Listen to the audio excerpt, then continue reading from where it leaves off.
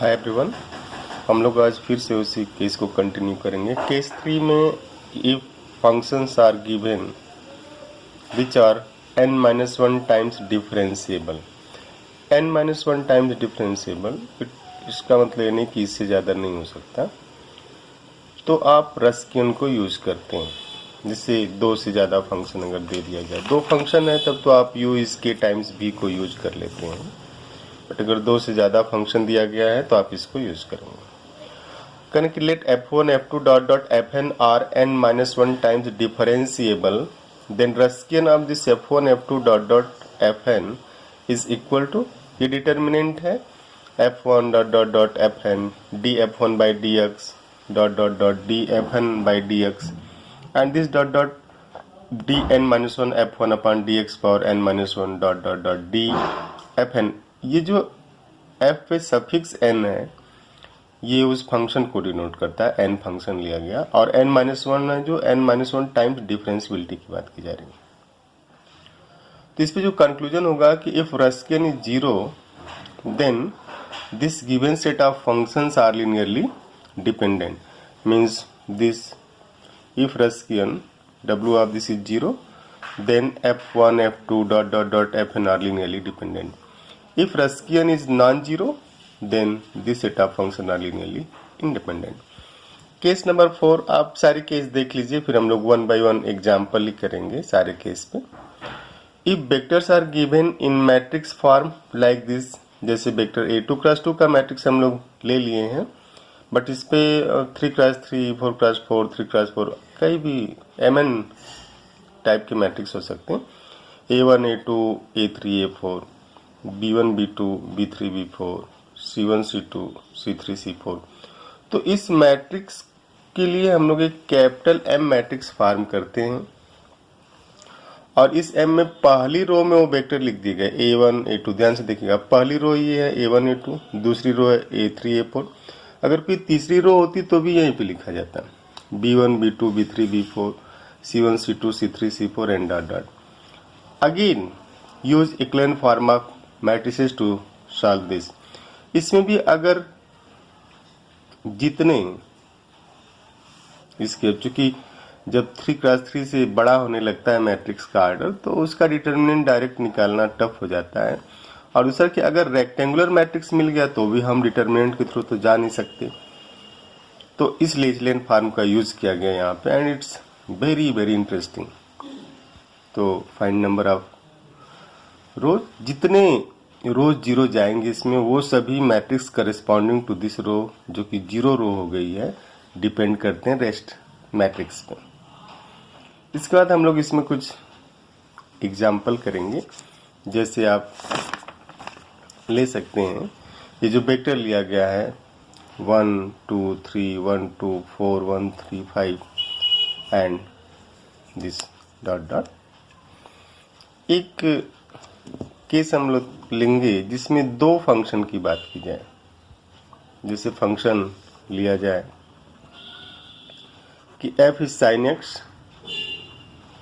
And g is cos x, ये दो function लिए जाए।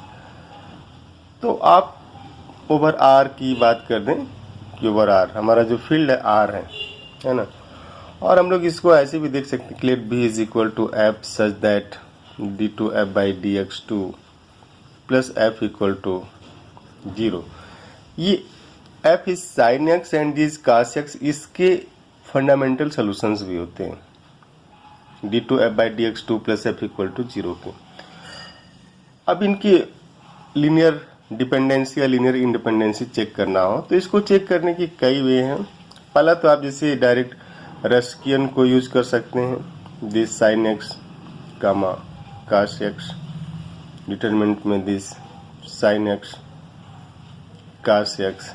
अब sin x का डेरिवेटिव cos x और cos x का माइनस sin x, आप इसका डिटरमिनेंट लेंगे तो -1 हो जाएगा। This is -1, this is not equal to 0। तो these two are linearly independent. But इसे वाया ग्राफ भी आप देख सकते हैं, ये दिस इज sin x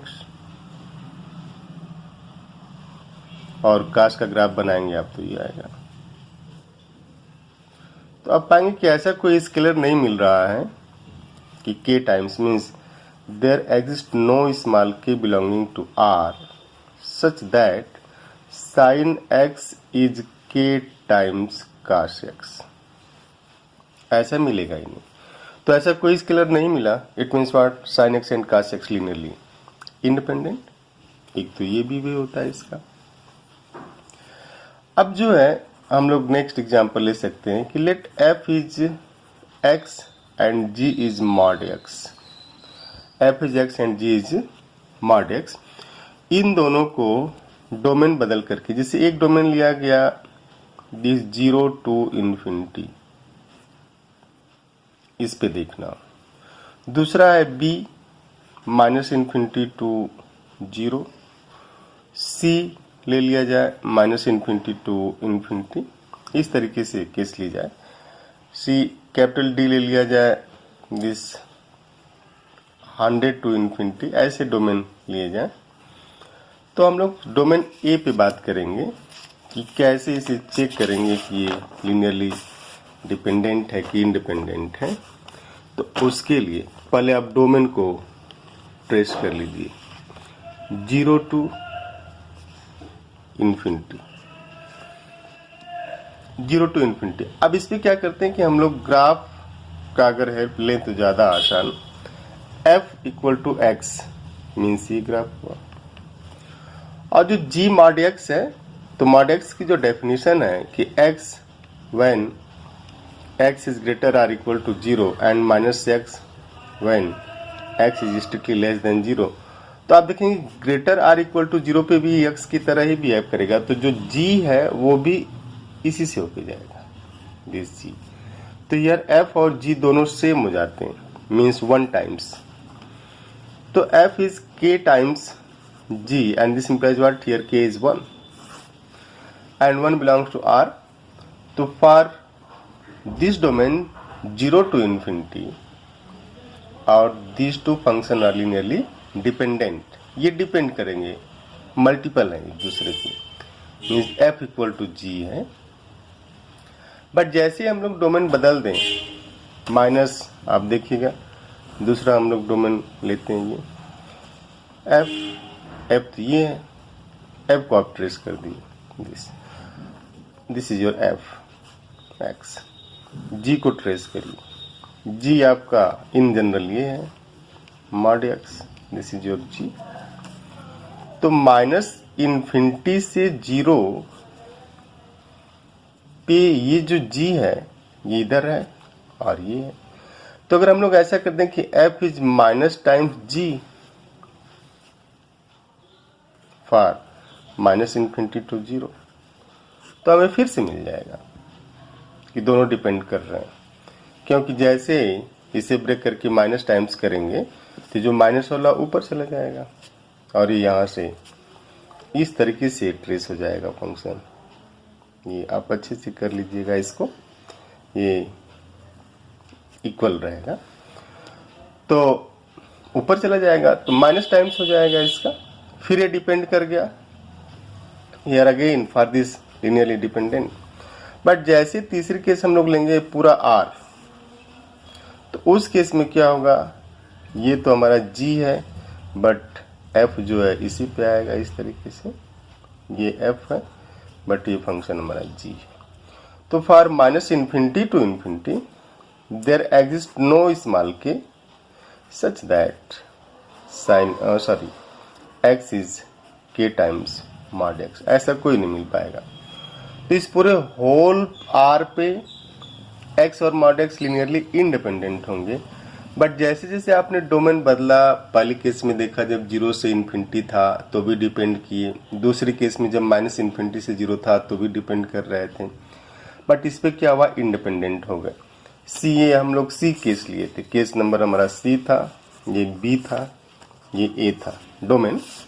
अब डी डोमेन जो दिया गया उसमें 100 से इन्फिनिटी की बात की गई थी।